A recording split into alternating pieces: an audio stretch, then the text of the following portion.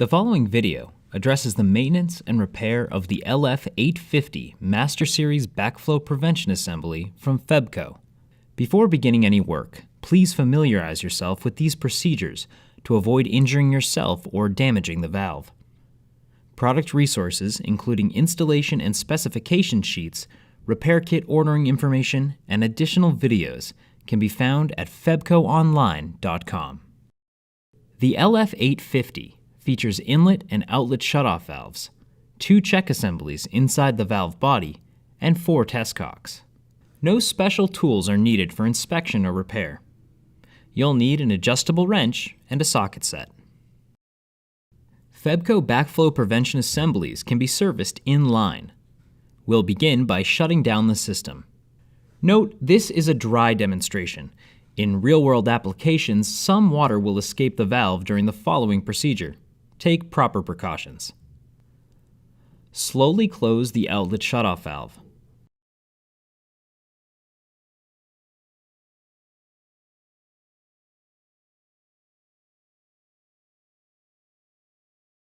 Slowly close the inlet shutoff valve.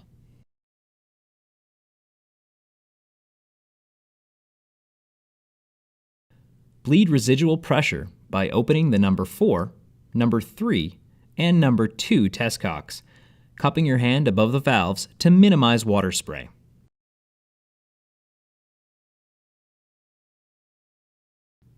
Remove the cover bolts, removing the 2 bolts that are located next to the retainer pin last. Note that there is some preload on the cover from the spring pack, so use care and caution when removing the cover.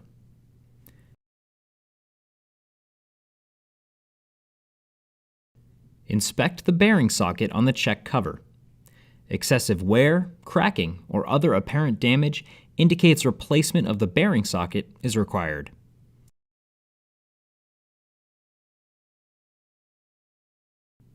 Remove the cover O-ring. Inspect the cover O-ring for damage and replace if needed. Note: during regular maintenance, the entirety of the check module does not need to be removed from the valve body for service. Instead, we will uninstall and inspect individual check components. Remove the pivot bearing from the upper spring retainer of the spring module. Inspect for wear and tear and replace if necessary.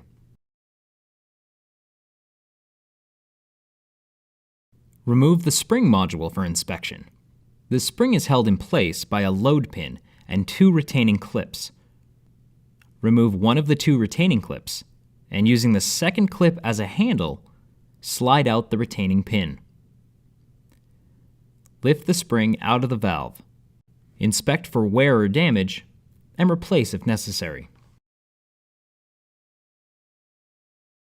Inspect the check disc.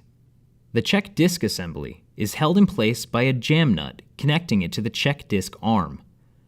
Unscrew the jam nut and washer.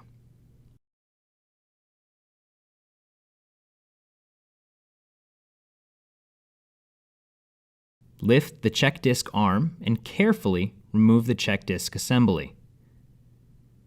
With your hand, inspect the seat sealing surface for debris or damage. Note, with the check disc assembly removed, the check seat sealing surface is now exposed.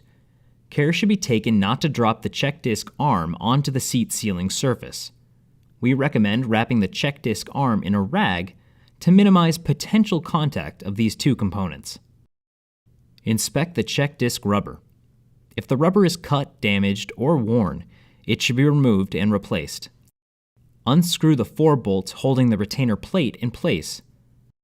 Clean the disc components to remove any debris, and install a new rubber disc.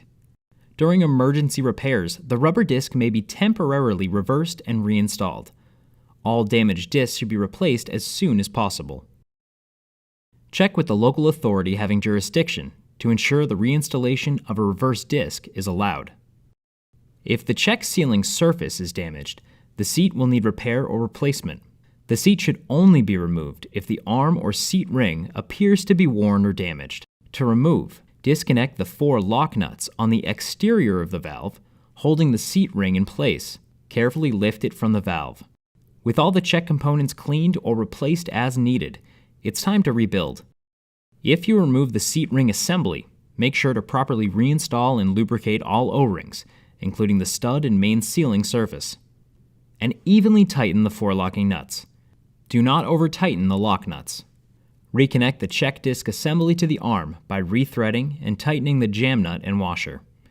Note, when the jam nut is tight, the check disc is designed to wobble. Reconnect the spring assembly by replacing the load pin and retaining clips.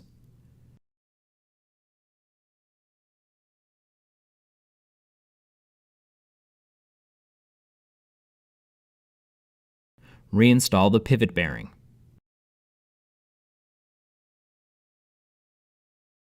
Replace the cover O-ring, lubricating as needed.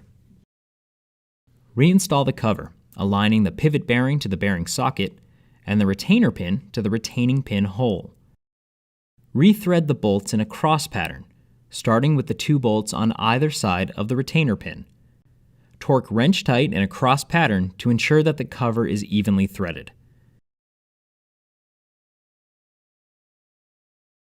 Repeat the previous procedure for the second check, replacing damaged components as needed and ensuring the valve body is free of dirt and debris.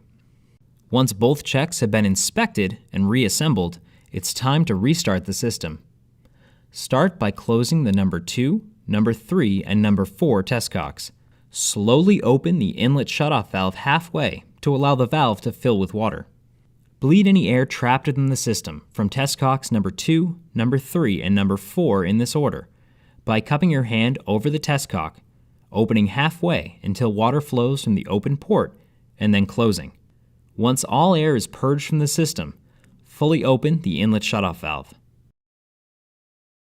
Before opening the outlet shutoff valve, check with local governing code requirements prior to reactivating the backflow assembly for system use. For more information on the MasterSeries backflow prevention assembly, head over to FEBCOonline.com.